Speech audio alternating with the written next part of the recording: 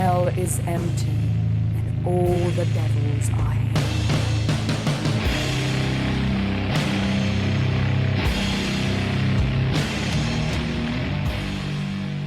Hello everybody! Welcome to another gathering in the Devil's Library, where we acquire far too many books, overanalyze fiction, and virtually ask authors to explain themselves. I am joined here by my esteemed co-conspirators, that's a hard word for me, in Gothic enthusiasm, Laraj. Hail Satan. Pike. Hail Satan, friends. And Lithus. Hail Satan! Today, we are incredibly honored because the virtual becomes real. We are joined by the brilliant Heather Parry, whose novel, Carrion Crow, has profoundly altered our ability to look at our bodies and attics of our homes without deep existential reflection. Heather, thank you for being here and for writing a book that's equal parts gorgeous, grotesque, and wildly hard to describe at family dinners. Thank you and hello. Hello. So we are extremely grateful that you agreed to come help us untangle the feathers, the flesh, and the metaphysics. We have many questions. So let's start. Yes, I listened to your podcast discussing the book, and I was honestly so touched by your attention to detail and care and thoughtfulness. So what an honor to be here. Well, since you heard that episode, was there any moment where you thought, oh no, these guys got completely the wrong measure here about any part of the book? No, I think you really got what I was trying to do with it, which is, I think you can only ask so much when you put a book out into the world, and, you know, hoping that people get what you're trying to do is one of the big ones, I think. But I also think, you know, when you write a novel, the actual meaning of the book exists somewhere between what you put on the page and what the reader brings to it. So it is always in flux, and it's just a kind of possibility of meanings, I guess. So even if I had completely disagreed with your take on something, that would be like, it's a joint project between me, the writer, and you, the readers, you know, inventing the meaning. So it would have had a meaning. It would have had maybe just a different one to what I thought. But no, you got it. So you do agree that the mother's name was Celeste? Oh, fuck you! You know what? You change names so much when you write the book that for a second I was like, wait, what was her name? Yeah, no, I was doing that all the way through the novel, Heather. You were. I couldn't stop laughing. You know, so there we go. I did an event where someone said to me, Did you name the father at all? And I literally had to be like, I don't know, did I? It's been so long since I read it, obviously, and I don't name him in the book. But yeah, sometimes your readers know much more about what's in the book than you do. Well, I think we just refer to him as prick number 1. So. Oh yeah, many names. Many names. That's right. Hope you don't mind. We made a big deal out of him not having a name. We did, didn't we? Yeah.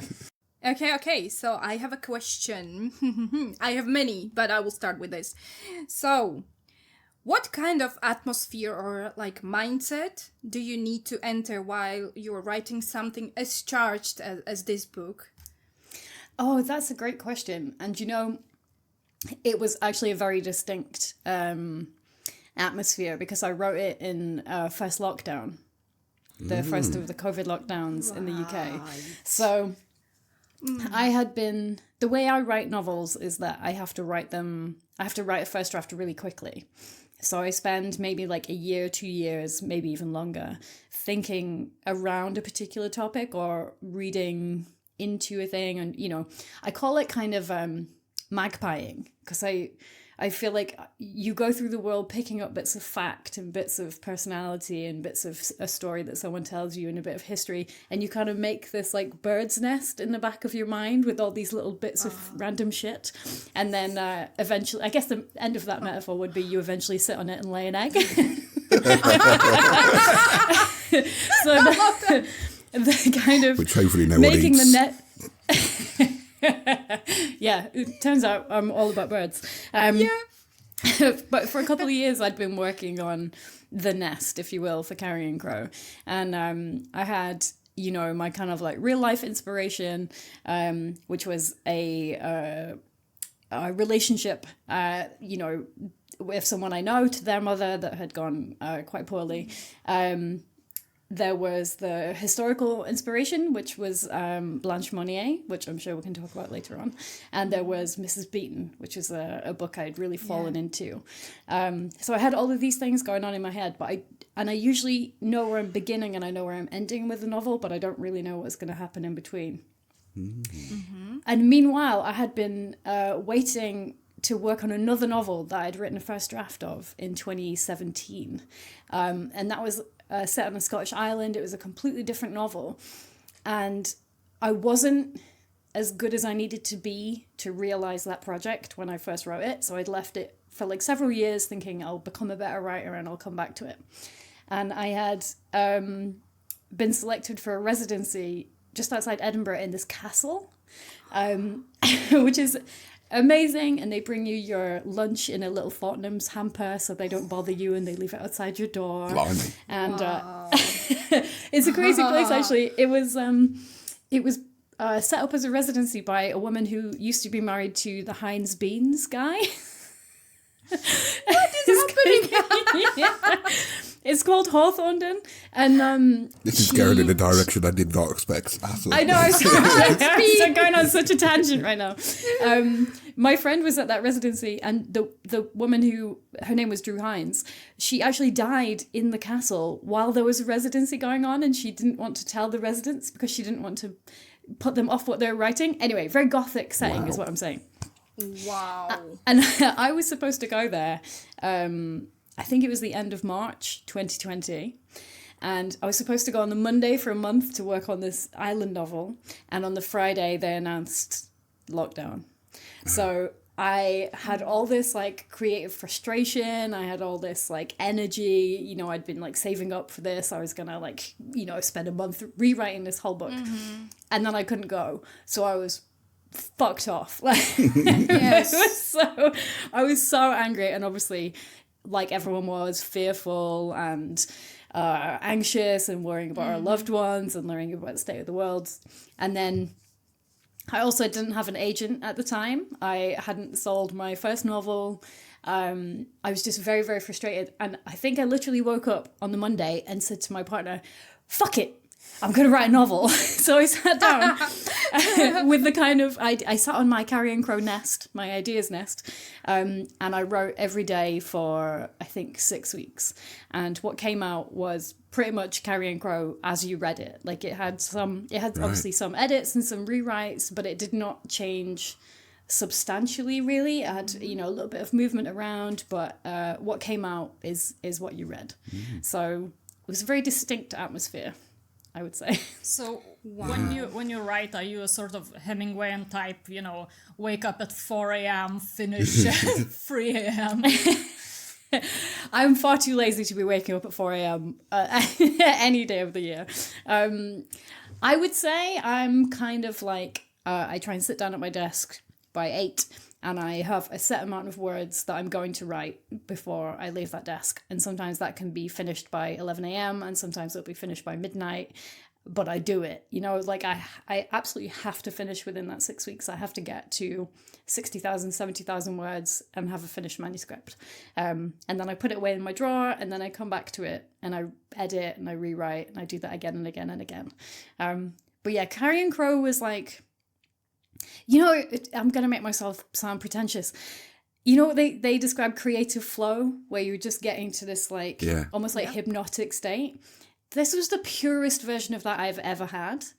And I think it was the conditions. I think it was because everything else in the world was so terrifying and you couldn't go anywhere and I couldn't go and spend any money, which I love to do to distract myself. And, you know, we were so confined. And obviously it is a book about confinement and it's a book about restriction and it's a book about... in retrospect, it's the most lockdown book that's ever existed. That is very true. So yeah, I think I just managed to get into the mindset of Marguerite probably more than I have done with any of my other characters. And weirdly, I think she is the book's disgusting because I think I am disgusting.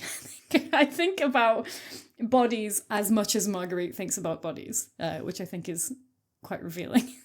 Well, one of you really loves that stuff as well, no? Who's into body horror here? Was it Ligeia? It's Lithos I who's do- more into it. Is it No, I bloody love body horror. I think it's yeah. Lithos mostly, yes. I would argue that doesn't everyone think obsessively about their own bodies to some extent? This is my question. People keep asking why I write in this way, and I'm like, I don't understand how other people don't write in this way, because how your body exists in the world defines everything. It defines your political place in the world. It defines your relationships. It defines your relationship to work. It defines, you know what I mean? Like it's everything, surely, how your body is, and it's a constantly, permanently changing thing. Like the body is such a shifting landscape, and I don't know why all literature doesn't start from that, really. I certainly can't ignore that. I had a question around that. I have 3 questions that talk about the same thing. Would you consider this book being sort of a manifestation of some sort of a immortality project for you, or is that too grand for you to think like that? Go on, explain what you mean by that. I do follow work of one I think I can say philosopher, Ernest Becker. Mm-hmm. And it's existentialism. I can't say it in English. Mm-hmm. You know what I mean? Yep. And it's very, very about body and the functions and how it's called the denial of death. You know, how we live in this and the form, what it takes in people's lives. And I do struggle with this. I do like denying all the functions of the body. I like to feel I don't even, Anyway, so this book was really, I need to deal with this, and it's helping me. It's actually very healing for me, in a way, to go to these places. So, by the way, yes. So what I mean by the Immortality Project is he thinks we, not all of us, but some of us, do try to deny the mortality, the decay, the death by, the flow of your creativity going to these places. You created this absolutely gorgeous book. Did you feel like this, or do you?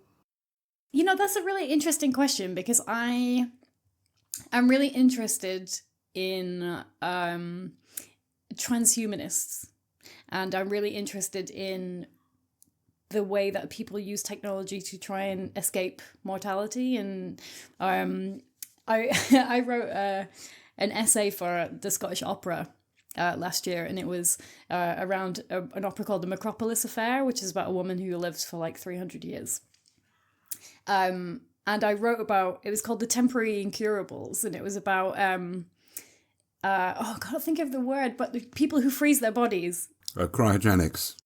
Yes, it's about cryogenics as an attempt to cheat death, basically, and how it really just gets taken over by capitalism, and there's no proof that it would ever exist. But I'm really fascinated in this impulse towards immortality, because I don't think I feel it really. But then you're right. If you're writing books, isn't that an attempt to reach some kind of immortality? Because when I die, my books will still exist in them. I mean, they might go out of print, but you know what I mean? They're still it is kind of stamps you on history in a way, in a really small way.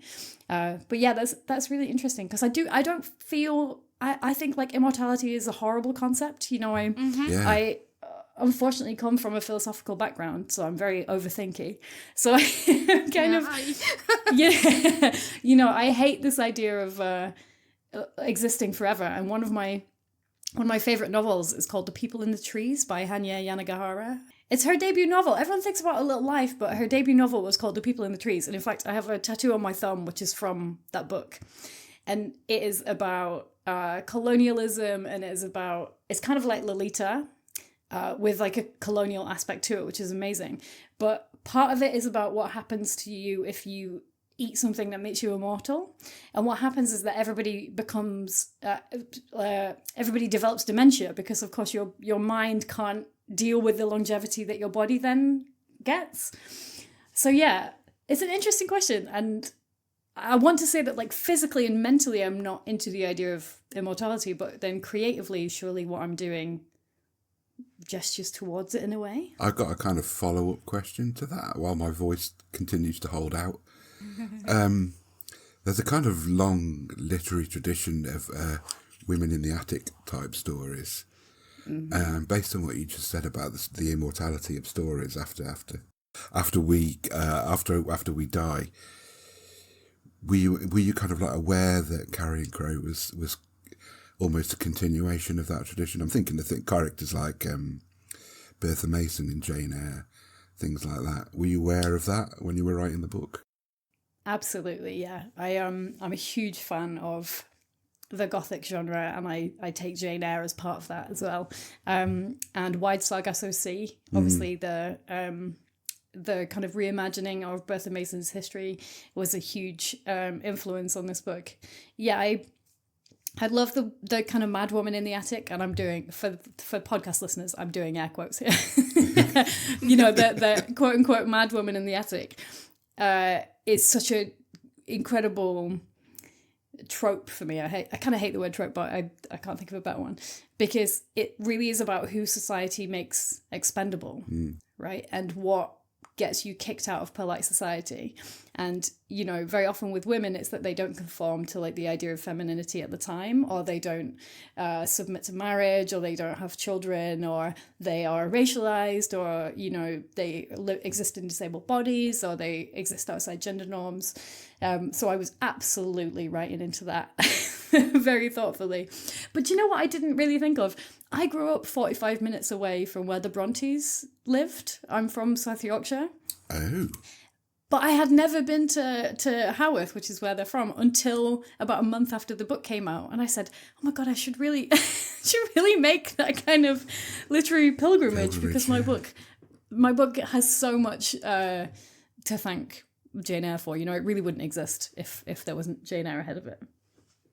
The other kind of sub-question I had on that, and this is more a personal wondering, have you read The Yellow Wallpaper? Do you know, I don't know, because everybody brings it up.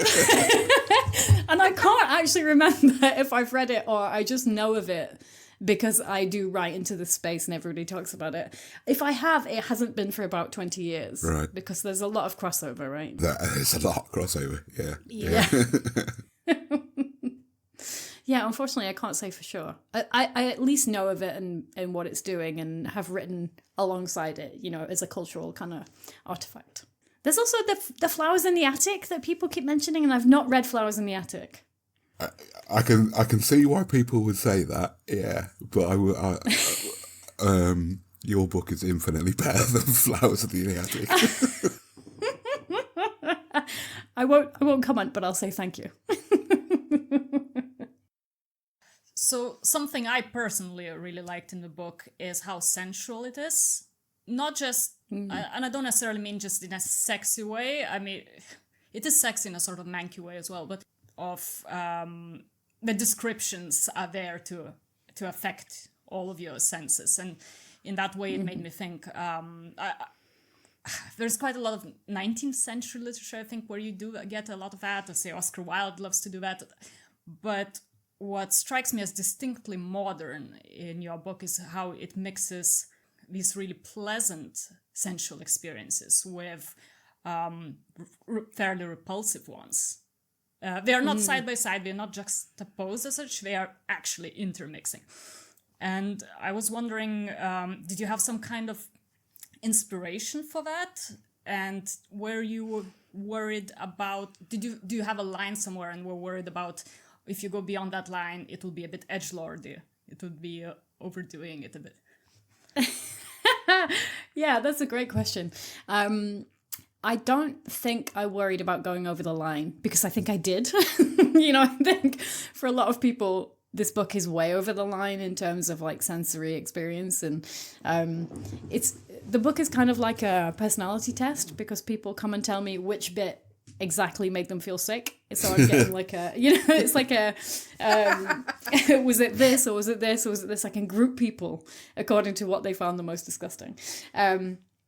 But yeah, that's really interesting. The kind of like pleasure and disgust or repulsive kind of, they're two sides of the same coin, aren't they really? And I think I find that very interesting because what we find pleasurable and attractive and what we find disgusting and repulsive are very often context sensitive or dependent on who or what is involved. So like I'm thinking of sex for some reason. It's because I'm drinking a Negroni that it makes me think about sex. Something that one person does, you can find the most alluring thing in the world, and then from another person or in a slightly different context is the worst thing that you can possibly think of, right? So that kind of duality of sensuality, if you will, I think does exist all the time. I think about like eggs as well, right? I am a person who did not grow up eating eggs. So the way I can stand eggs is really on a knife edge. I love scrambled eggs. If they're a little bit too soft, they make me want to throw up. You know what I mean? It's like, yes. What is the difference? Someone described it as there being too much eggs, which I thought was a great description. Like, suddenly they're just being too much eggs. And what is the difference there? It's like a second of cooking or a slight difference in preparation or even just context or if you look at it a certain different way, suddenly you can just become immediately disgusted by something. And this book is all about context, and it's with the food, for instance, it is so much about what gives food meaning and what makes food belong to one class rather than another class, or where is the line between using food as something to love and care with and using it as something to repress someone with. And the line between all of those things is really, really thin. So I guess the kind of repulsive, compulsive dichotomy is just part of that as well. But did I have an inspiration for that? I don't know if I did, people talk about Patrick Susskind's novel Perfume a lot when they read this book, but I don't think I read it until after I had written the book, and I don't love it the way that everyone thinks I will. Yeah, in fact, there's another Patrick Susskind book which is a much stronger influence on the novel, and that's a novella called The Pigeon. Have you guys read it? No. I don't know. I've certainly read Perfume, but I can't remember if I've read that or not. I think you would remember The Pigeon because it's about a man who is like existentially menaced by a pigeon living in his stairwell. No, definitely not read that. it's such a mad little novel. Such a mad novella, but I really like it, and that actually has much more of an influence on the book than Perfume, I think. But then, what does have that influence on me? I read a lot of J.G. Ballard. And I guess he does he talks about physicality really well, especially as it pertains to technology and the line between sex and violence or, disgust and attraction in his work is really interesting. So maybe it came from that. I think that's probably, people wouldn't expect that with Carrion Crow, but maybe he was an influence on that. I was wondering, have you seen a film called Tampopo? No. It's Dandelion in Japanese. It's basically a food porn film, and there is a scene in it at one point where two people are having sex and they are passing a raw egg back and forth between them until it breaks on one of them. I've seen that, yes. Oh my god, that would turn my stomach. I'm glad something turns your stomach. Is this a test? Do you know... it's so funny because when you write things like Carrion Crow, or you write things that are disgusting or very physical, people think you have no line, but actually the line is stuff that's really similar to stuff I write, or is also like just goofy. Like, have you seen a Kevin Smith movie called Tusk? Yeah. It's so stupid, isn't it? Yeah. It's Ridiculous, so but I stupid. know exactly what you mean. Yeah. I had to turn it off in the middle and go for a walk because it was affecting me so badly. Yeah. But it's goofy and stupid and like a story I might have written like 5 years ago. And for some reason that really gets me. So that would get me. The raw egg would, honestly, I would probably vomit. Mm-hmm. Yeah. John Waters really does the raw, the sort of the disgusting egg thing quite well. Yes. It's funny you mention him because I have a picture of Divine on my writing desk. Oh. So yeah, he's an influence too. So talking about food, did you have like any snack that fueled your writing? And if so, do you now have like Pavlovian reflex? That's a interesting question. I can't remember what I was eating at the time. Weirdly, we were eating really well in lockdown because we're blessed in Glasgow with an amazing food scene, and all of the restaurants that closed suddenly had to think of ways to pay themselves and their staff. So a lot of them were doing kind of like at-home delivery services. And no one could go out and spend any money, so you suddenly had all this money to spend on amazing food coming to your house. So I think, did anything put me off?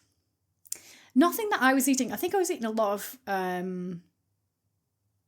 was drinking a lot. That's awesome. I love that. Yeah, my partner and I instituted a cocktail and philosophy hour in like the first week of lockdown, where we went and sat by the bay window in the living room and had like a gimlet or something like that and talked about philosophy. And very quickly we had to put that one side because I was like, we're going to become like completely dependent on alcohol. So we had to put that to one side. So maybe it's a gimlet. I haven't had one in a while, but maybe that would turn my stomach now just because of context. It would remind me of the book. You see, I didn't have a problem. I don't know. I knew what I was reading at some parts. It was very disgusting, but I was still able to absolutely eat and drink whatever. To be honest, it was more the kind of depictions of the green turtle soup. It was just like, it sounds fucking awful. Anyway, It does, yeah. You know, for me, the thing that bothered me most writing about was aspic. Which is the meat jelly, because I don't eat meat, and jelly is like one of my pathological fears. Like I can't even be in a room with someone eating jelly. I would throw up. So thinking of, like, and I used to date a Ukrainian, and they used to eat loads of They used to there's so much meat jelly in my life for like a 6-year period. So that was just awful. I just can't fathom why adults would eat it. Yeah, so no 70s cookbooks then. They I'm just thinking of the jelly. Right. I just Yes, want to say in everything. defense of Eastern Europeans, since I represent them, our jelly is not the same as the jelly on these isles. Jelly here is... I'm sorry, it's really gross, but our jelly is more gross. like broth that's been jellied. There is none of that weird, sharp note to it. It's just savory tasting, rich and savory. Mm-hmm. Yeah, weirdly, I do make like bone broth for my partner. Like I really like cooking down chicken bones and making like, because I love to cook. And sometimes if you put it in the fridge and you get it out and it's just completely become jelly, and then I'm like, oh god, but it's what I wanted. It's full of flavor. I understand that, but you could not make me put it in my mouth. But you see, everybody has this, right? Everybody has some food that they can't even look at, or they can't fathom, or just the idea of eating it turns their stomach. But then they've got so many foods that they love. And I think this, approach we have to food is just so interesting to me, and what makes us feel disgust at something. And sometimes it's how it's prepared, sometimes it's where it comes from, sometimes it's just context, or, like we've had this at a horrible time in our lives, or, like when pregnant women, they'll be eating something and then just immediately they can't have it and they have to have it taken out of the room. Yeah. These changes are so fascinating to me, and I think they're for me, they're so ripe for building a narrative around, you know? Mm-hmm. And they're so personal, too. Like, everybody's is completely different. But egg is extra divisive, I feel. I don't know why it's egg. It's maybe the connection to life, you know? Like, Yeah. Sometimes you can get an egg with a tiny, tiny piece of meat floating in it. You do, if you eat eggs, sooner or later you break an egg and there's a tiny, tiny piece of a Oh yeah, unborn like chicken. a mini embryo kind of thing. Yeah, And that can traumatize. yeah. I'm so fascinated by the point at which something becomes too much, right? Like, I love pasta. I love like really rich sauces and stuff. And a couple of months ago, I took it upon myself to make like a carbonara, like a traditional carbonara from scratch without the actual meat. So I found like a really old like Italian recipe for it, and it had duck egg yolks, and it had 150 grams of parmesan for 2 people. It was just the richest thing I've ever actually eaten, and it was delicious. But I was like, I do feel like I might die. Like I feel like I'm going to have a heart attack. And again, where is the line between like the most delicious thing you've ever had and just slightly too much? That's just so fascinating to me. Well, and with carbonara, there's also the texture thing, because if you overdo the eggs, it's terrible. You get your horrible scrambled eggs. If you underdo them, you've got some kind of slimy, horrible mess that is where the texture is off-putting. a little bit snotty. That's why Marguerite got only tiny meals from her mother. They're rich, but they're small. Right. Exactly. Yeah. I was actually trying to save Marguerite from the carbonara situation. Today I was listening to something about the old asylums and how many people just ended up there because the families just didn't want to deal with them for many reasons. Some of them because of, you know, being a little bit more gay than the family liked. Or bisexual, whatever. So I was actually thinking about poor Marguerite while listening to that, and thinking about her mom, not Celeste, Cecile. Celine. I'm sorry. I'm never going to fucking live this down, am I? Ever. No, sorry, Laraj. Heather, could you do us a favour in your next book? Can you just name one of your characters Celeste? So, I'll do it. I'll do it for you. Yeah. And I was thinking, would that have been like probably also an option for her mom to just send her to something like that? Like, that is just awful. I'm not saying that was the reason why she was imprisoned. Mm-hmm. You can tell us, what was that the thing, or because of the marriage, like they didn't like the guy, or was it all? But like, I just in general was thinking, I'm expecting a David Lynch answer now. oh, he's everywhere. Not telling you. Yeah, I mean, I am unfortunately going to give you a David Lynch answer, and I'm going to say, I like to put enough suggestion into the book that the readers will make their own minds up about it. Right. You know, again, talking about like what you bring to the book decides what meaning it has for you, almost. So for me, that's one of the possibilities for Cecile, is that she understood her daughter to be queer and didn't want to accept this. Although in my head, and I don't know if I really put this in the book enough for anyone else to pick it up, her father, like Marguerite's father, nameless asshole father, is also bisexual. Like in my head, when he's like, you know, in all these kind of like orgiastic scenes, he's doing all But kinds he's of a stuff man. with men get away with it somehow. Yeah. For me, I think it's like, what would the queerness represent for Cecile? And, you know, the term unnatural comes up in how she describes her daughter very much. The word is just so good. You are so unnatural.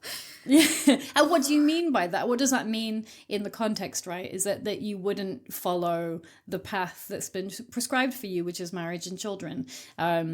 Is it unnatural desires? Is it the fact of the desire itself that's disgusting, or is it what it means for your life and how you're going to fit into society or not fit into society? You know, the question of whether she could send Marguerite somewhere, I mean, maybe, people did used to just disappear, kids all the time, right? Or problematic adults, or people who had disabilities, or people who had intellectual disabilities, which is kind of what she did, right? She disappeared her. I mean, yeah, there's a good body of evidence to suggest that Bedlam in London was created for that very reason, to sort of like ship off inconvenient relatives. And locking That's up, really harrowing, isn't it? people up, like kids with disabilities and so on, in attics is a very old tradition as well. I saw that on some sort of like a really trashy Ghost Hunters series, so I know it's true. Yeah, it's just my kids are also there, but I can't hear them. It's boarded up. It's all good. Yeah, we've all shipped our own children off for the evening. Yeah. Look, there's a reason I don't have any, right? they'd be straight up there. No, Maybe you just forgot about them. I will say there were two cases that were really playing on my mind when I wrote Carrion Crow. And one is I think you mentioned her in the podcast episode, Blanche Monnier. Yes. Right, yes. So she, for anyone who's not heard of her, it was a real woman in Poitiers in France, I think the 1920s, but maybe I've got my timeline wrong there.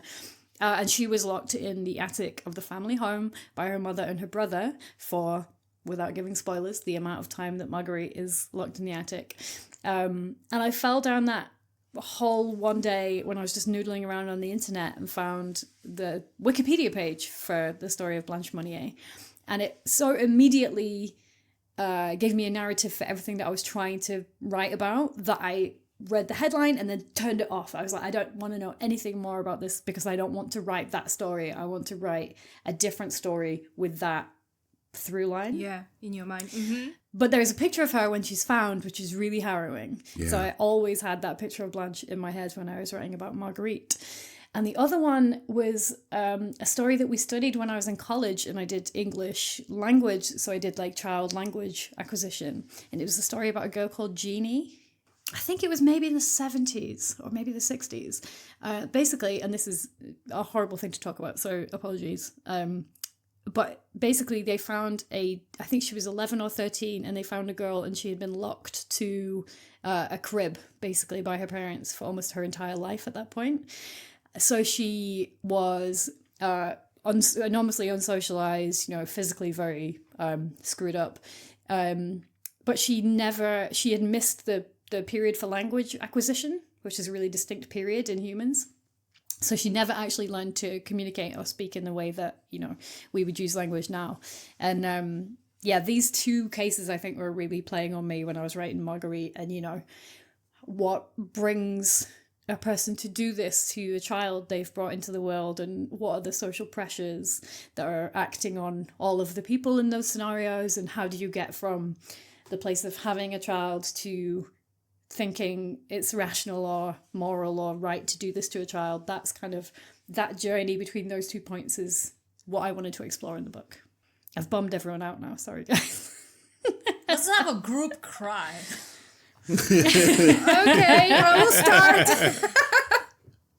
Do you know what's really funny? Everybody thinks if you write books like this, you must be like a really unfeeling asshole.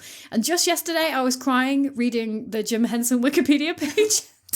Yeah. Because I was just like so moved by how many people loved Jim Henson, and then I watched his funeral and I cried again. So I'm all for group crying is what I'm saying. Yeah, I think it's the opposite. Like, to be able to write like you actually need to be a really deeply feeling person. That's how I see it. But also I'm a weirdo, so take it for what it is. I don't know. Honestly, the people who write the darkest books are the most empathetic and loveliest people. Yeah. And the people you have to watch out for is romance writers who are dark inside. They're bleak people, man. Oh, yeah. I think that's true. I mean, to imbue your characters or your story with a sense of empathy is to know what is horrific, and therefore you have to have a certain level of empathy in order to know where the horrific lies. That seems to make perfect sense to me. Yeah. I'm just thinking of the romance writers thing and imagining Barbara Cartland as a psychopathic monster who had piles of bodies in the cellar. I don't think that's too far away from who she was as a person, from what I've heard. But it's true of like anyone who I think chooses to look at the like dark things about humanity, right? Or chooses to play in the realms of like horror, or I always think about this with music, right? I used to live in Australia for like a year and a half, and I ran like a music venue at the time. So we would program like metal acts who would be called things like chemical abortion, and like nuclear holocaust, and they were all the nicest boys. Yes, Great bands, love them both. They were so lovely, and it would be like the pop acts who would be like, real stab you in your back. Oh, yeah. Kind of bleak people. Yeah. But this is true of Satanists, as we all know. Loveliest people. That's right. Yeah. Yeah, we're all great. We pay you after this, but like, yes. Yeah. The check is in the post. Oh, yes. Yeah, we'll stick that on Trustpilot. Heather Parry. You said you wrote it pretty much in one go, and then in editing not that much changed. Was there any part in the book that's quite important now, but it looked completely differently when you first conceived? I had to do quite a lot of work on the timeline, because a very important part of the narrative is that Marguerite loses her sense of time and her sense of seasons, right? She no longer knows how long she's been there. She doesn't know how old she is. She doesn't understand where other people must be in their lives, because of the times of her confinement. And that's difficult to do without really annoying your reader, because your reader needs something to hang their perception of time on in the novel. So we had to do quite a lot of work on that, and which seasons it was and how I was drawing attention to the time passing without showing it in Marguerite, because then that would be showing my hand too quickly, showing it too early. When she discovers the things she discovers, I think that needed a lot of work as well. But generally, not really. Like, I would say there was a much bigger change in my debut novel, Orpheus Builds A Girl, which is that the end changed quite a bit in editing, but it was very meaningful to me. So it was a struggle to make sure that the meaning didn't change too much, because I felt the end was really meaningful. But in this book, no, I really did edit it to death before it even went to my editor or my agent. And I'm really lucky I have a brilliant writing group who tell me everything that's wrong with it before I send it to anyone who's got authority. It was perfect. I did not feel like there was one pothole, which always annoys me. I'm like, yeah, this author is also just human. It's possible. It's fine. But with your book, absolutely nothing. It was like flawless for me. Oh, Seamless like Really? an egg, almost. Almost. You're onto something. I'm blessed with a really great editor, but in the editing process, you do end up in these ridiculous situations where, like the sink in the attic, in Marguerite's attic, I mentioned the brand and the manufacturer. Sorry, and the like model of the manufacturer's sink.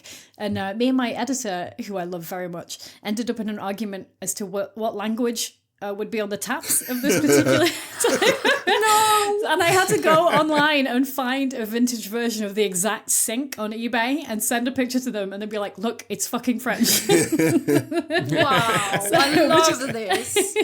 So it's really annoying in the process, but it's for the greater good. And you go through this so that someone might say to you, I didn't notice one plot hole. So thank you very much. Wow, that's really incredible. You see? I don't know why I made everything French in this book, because I don't speak French. So then I've had to go on book tour and say the surname of the family over and over again. And I've had to apologize every single time, because I'm like, if there's any French person in the audience, I'm fucking it up. I know I am. I'm so sorry. And you go, why? Just make them English, Heather. It has a different flair when it's French. I have my reasons. Yeah, I think I understand political and. Well, arguably, if you want to make an aristocratic family look ultra snooty, dismissive, looking down on everyone, you make them French, because there is a difference between British aristocracy, who tend to turn up in wellies and old tweed and stuff, and French aristocracy, who still, to a large extent, are what you would imagine an aristocrat to be. Yeah, and exactly, and politically and historically, the influence of the French aristocracy on Brits. You can't get around that. You can't not write into that. That's been so. Even like the language we use for food, and again, there's a reason it's beef and not cow, right? And that's because of French. So that, for me, she was always going to be French. And also, a little kind of Easter egg is that Perigord is a name of a type of truffle. Oh. So even the family name is like an upper class food, and no one else has pointed that out ever. So I think it's something that no one will notice. Oh, we had on our questions list, we just haven't got to it yet. I'll carefully edit that bit so it makes it look like we asked. Okay. Yeah, but it is true that, certainly the whole concept of chivalry and all that sort of polite interaction amongst the upper classes, for want of a better word, is largely come from the Norman invasion and across from France. Mm-hmm. As an artist, specifically with the advent of newer technologies, thinking about how to make a living, if there is one thing you could change as an artist to ensure artists are properly recompensed for their work, and I'm not thinking so much of piracy, which has always existed to a certain extent, but companies like, for musicians, Spotify, and maybe more for authors, companies like Amazon that sell online versions. I don't know, as a comparison, how much you would get from an online copy of a digital copy of your book sold on Amazon compared to a paper copy sold in the shop. What would you actually change to make sure artists are paid properly for their work? That is such a good, multifaceted question. Yeah, Spotify is a good comparison, although Spotify, I think, is much worse because it's like pennies, right? Pennies per stream, compared to you would used to go out and buy a CD. I mean, God, I remember going and buying CDs in HMV with my Saturday pocket money, and they would get a much higher percentage of that. It's really just destroyed the music industry. Amazon, so for instance, if you buy my book in an independent bookshop, they have bought the book at a 40% discount. So then what I get is takes into account that discount. And the problem with Amazon is that they can negotiate massive discounts, so huge discounts, or they just impose them. So then, and obviously they're destroying the ecosystem generally.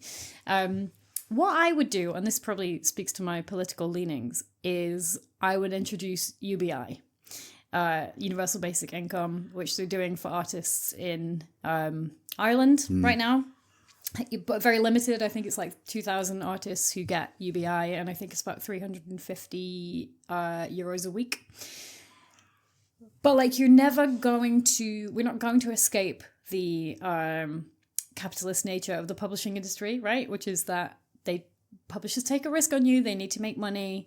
They will only give you as much money as they think they can make back from your book. They're not going to give everyone 100 grand every year, and then there just aren't the resources there. So I think taking the profit motive away from that industry, or undermining it, I guess, by giving people just enough money to live on generally, I think opens up creativity to a lot more people.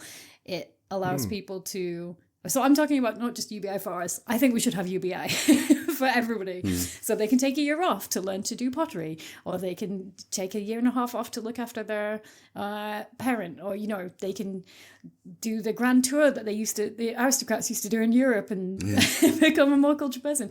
That is what I think would really, really change the arts generally, because I don't think we're going to alter capitalism at this stage.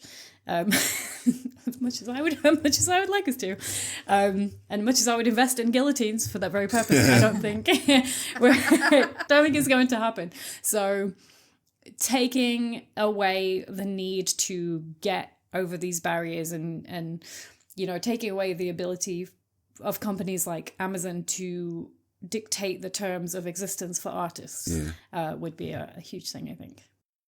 No, it's a very good point, and yeah, thank you. That makes sense. I mean, I tend to be more of the stick Jeff Bezos in one of his fucking cock rockets and send him into the sun side of things. Look, I'd vote for it. I would vote for it. Me too. I have certainly. I've worked in education for a while in the past, and seeing subjects like the arts gradually be eroded and defunded, unfunded, to the expense of things that will, inverted commas, get you jobs, like business studies. And, you're talking about, I think that's a really horrendous path we're taking now, where we're actually thinking of art as a secondary to human existence, and making money is more important. Whereas art is so vital and what makes us as humans distinct from anything else. Well, yeah. I mean, when we did the Devil's Discourse pod the other day, I said that there's good evidence to suggest, anthropologically speaking, that art, literature, painting developed alongside linguistic ability and how we develop things like speech and writing and general intelligence. So it makes no sense to sort of look at the world as a place where money is the reason why we exist, rather than art should be the reason why we exist. Sorry. And you could look at that distinction, right, between like the death of humanities subjects and the rise of like vocational, in inverted commas, subjects like business and all these kind of things. You can look at that as an argument between critical thinking and acceptance, right? Because I feel very lucky to have studied philosophy and English, which I loved very much, but I took 2 courses called critical thinking. So I feel I was taught to look at the world with a distrust for authority that couldn't justify itself. I was taught to look for patterns. I was taught to think about power structures, and I was, all these things. What is on the page? What happens in written communication? What are people trying to cover up? What is conveyed? How can you, what is the meaning of a system or a structure, rather than just like one work of art, really? And, the fact that fewer and fewer people are studying the arts, literature, philosophy, and they're studying more things where it's like, here's what you do to get this far to make a load of money. Don't question the system. Don't think too much about it. Don't try and think about meaning. Don't think of your place in these systems. Don't think about power. Don't think about politics. To me, it's just very obvious why that's happening. Not to be all, like conspiracy theorists, but I think there comes a point when it's so blatant, it's not really a conspiracy theory.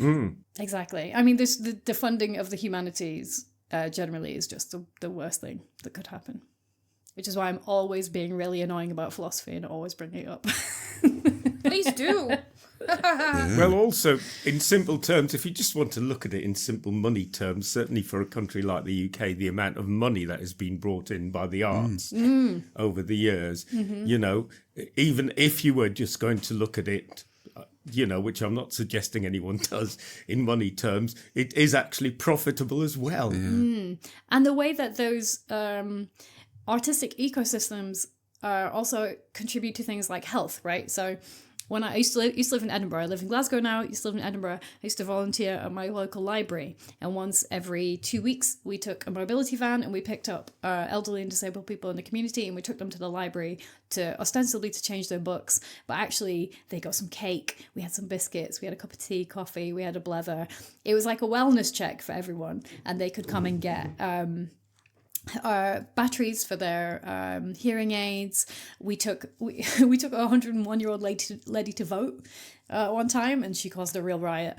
But these things, these like ecosystems around the arts contribute to people's longevity and wellness, right? Because some people hadn't really seen anyone else that week, and they got to come in and they got to take away their crime books on audiobook, which they all just... Old people listen to the most brutal They really do. fiction. It really is incredible. They love it. But all of this is around art, and we don't talk about enough. We don't talk about the kind of like social aspects of it. And I really think we should, because for every... It's not just someone writing a book, it's the books being in a library, it's people opening a library and making that available to the elderly and people who need to look for jobs and people who are new to the area, you know, people who are asylum seekers. These things are so important, and they don't function around business in the way that they function around the arts. That's my soapbox moment. Sorry about that. Word. Yeah. I knew we'd get political. Well, can't help it, really. Yeah. There is, you know, the focus on the cold, harsh realities of life and having to make a living and make money. And if art is pure escapism, well, what is wrong with taking flights of pure imagination by reading something, watching something, listening to something that actually will lift your spirits a lot more than any amount of money can. Mm-hmm. Yeah, when you said what's wrong with taking flights of pure imagination, I was going to say, you know, like watching GB News or something. But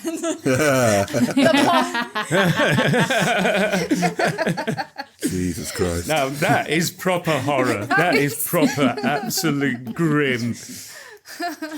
People say to me, like, how can you write books like this? And I'm like, look around you, man. You live in a much more horrible world. The Gothic and horror traditions have long been obsessed with the monstrous feminine. So, do you feel that the monstrousness can be reclaimed as like sort of sacred power? What an interesting... Yeah, just there's a lot of interesting words going on in that sentence.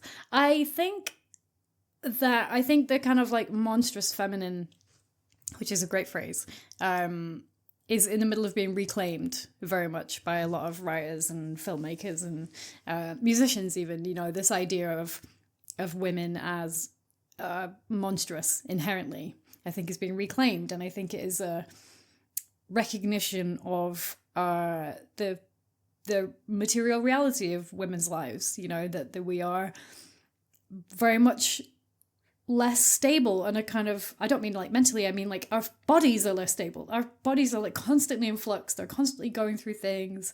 You know, you have your childhood and that's fine, and then you go through fucking puberty.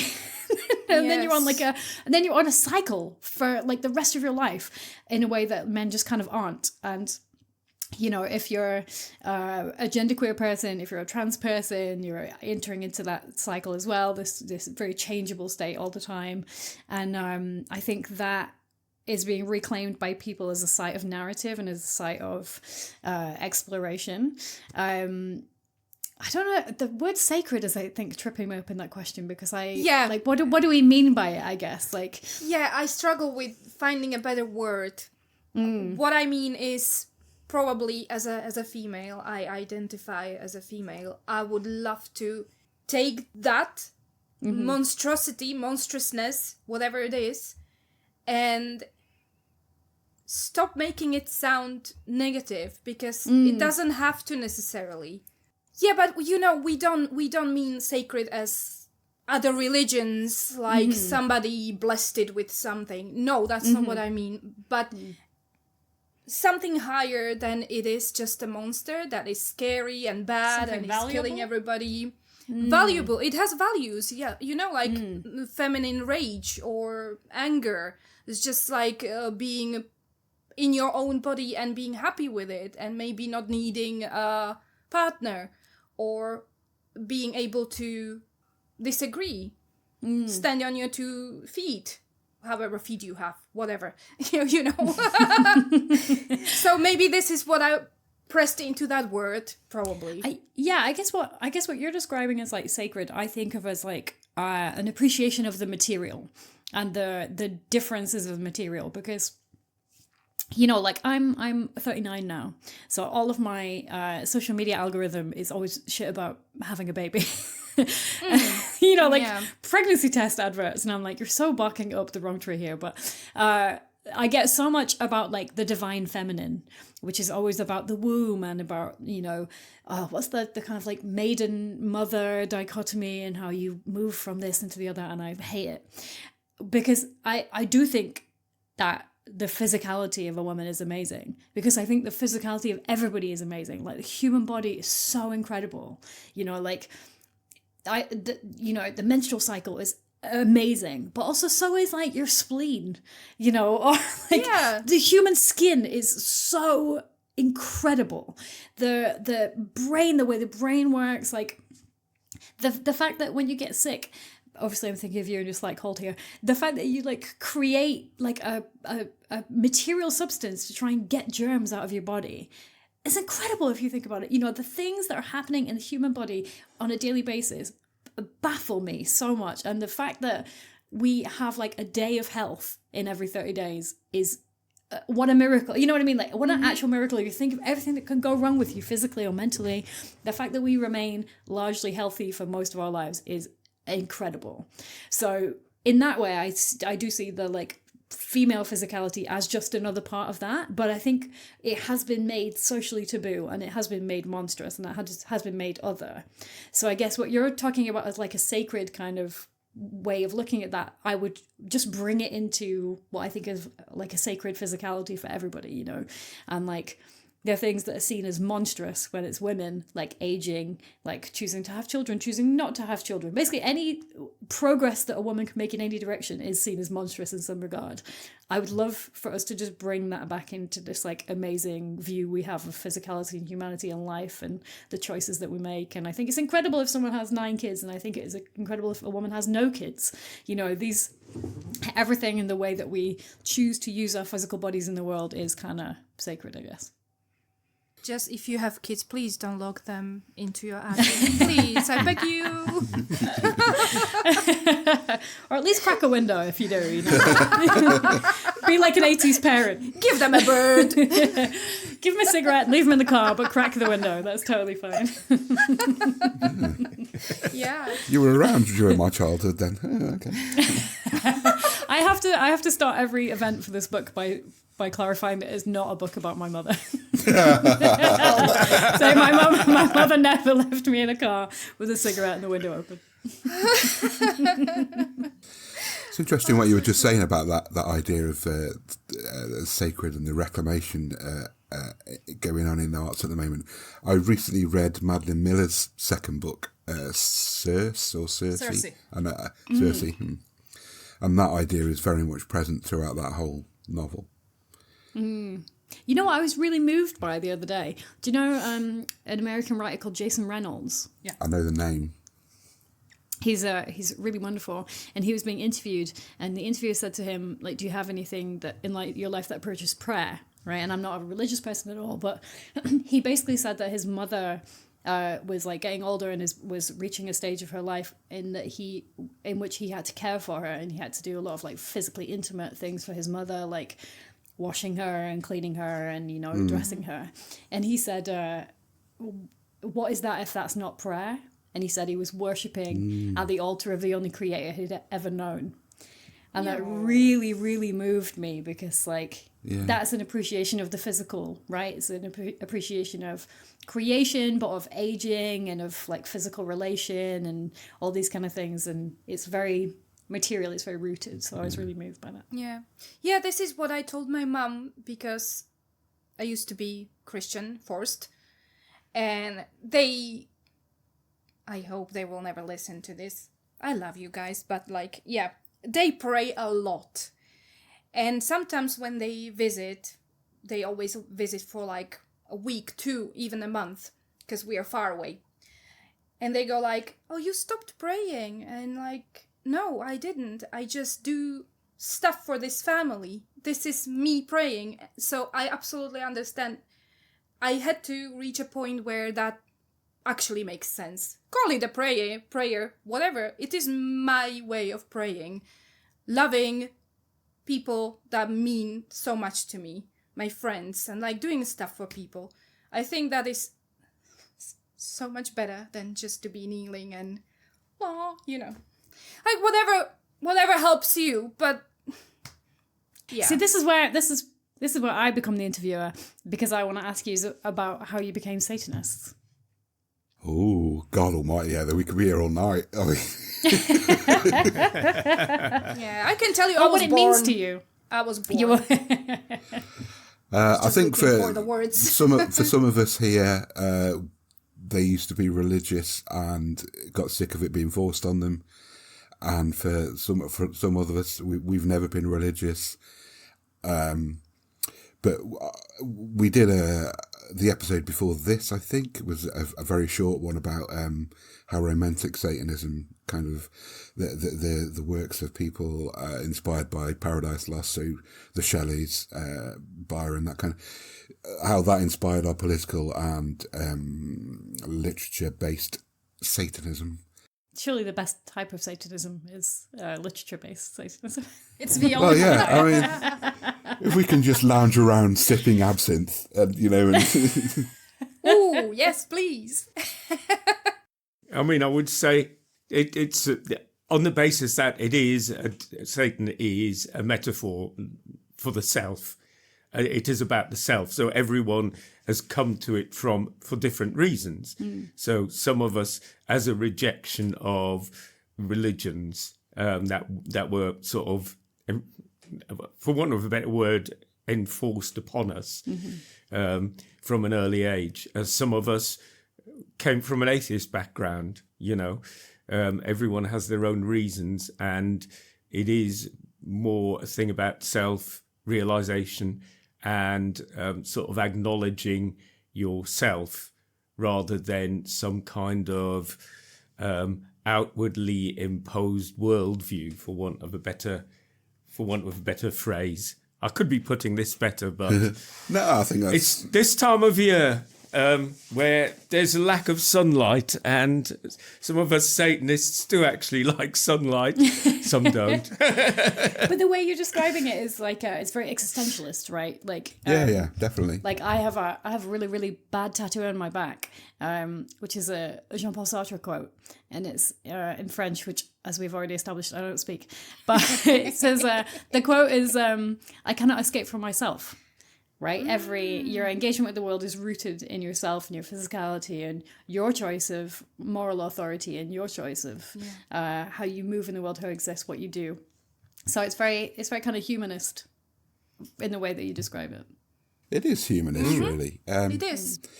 But it's, I think if there is a bedrock for it, it would be around the ideas of autonomy and consent and being informed about things. And that ties into how we appreciate books and literature as well, and poetry and things like that as well, I think. And having a lot of fun with it. Yes. I think fun is where the distinction lies, because if you go to a humanist meeting, there you'll meet a lot of really fine people, but it is, I hate to say it, it's pretty dull. Whereas, I'm here for the rituals and the robes and the, opening gates of hell, all that stuff. Well, yeah, I mean, humanist ceremonies are great, but it doesn't compare to holding up a skull and a black candle and getting Hail Satan at the top of your voice, does it? Yeah. That's much more fun. The performance element is so fun. Oh, yeah. Yeah, Right. definitely. Yeah. Some of us, Yeah. we love it. I love it. I need it. I absolutely love the imagery. Oh, Hang on a minute. This started off as an interview of Heather. How are we suddenly... Do you know what?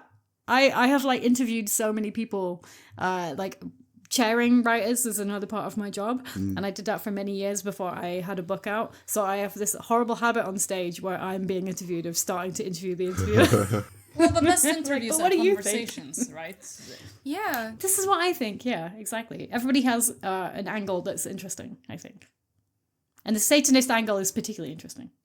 So you mentioned your other novel, Orpheus Builds a Girl. And then you've written a short story collection as well, and then Carrion Crow. If someone was coming to your work for the first time, has never read anything, what would you like them to read first to get that first impression? Oh man, that's a great question and a hard one. It's so funny because, like, you know, you're not supposed to have favorite children.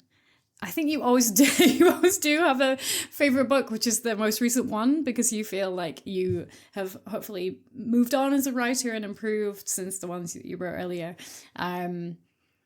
And it's really weird for me because Orpheus just came out in America in September. So, you know, that's like 3 years after it came out in the UK. So it's having all these new readers.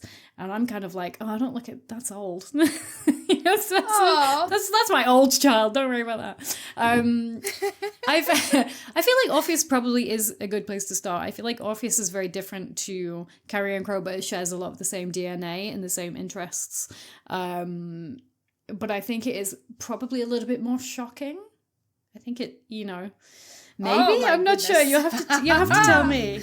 I think it's shocking in a different way. And I think it has different literary influences. Like, you know, Lolita and Frankenstein are very huge influences on Orpheus. But it's also very inspired by a true story as well.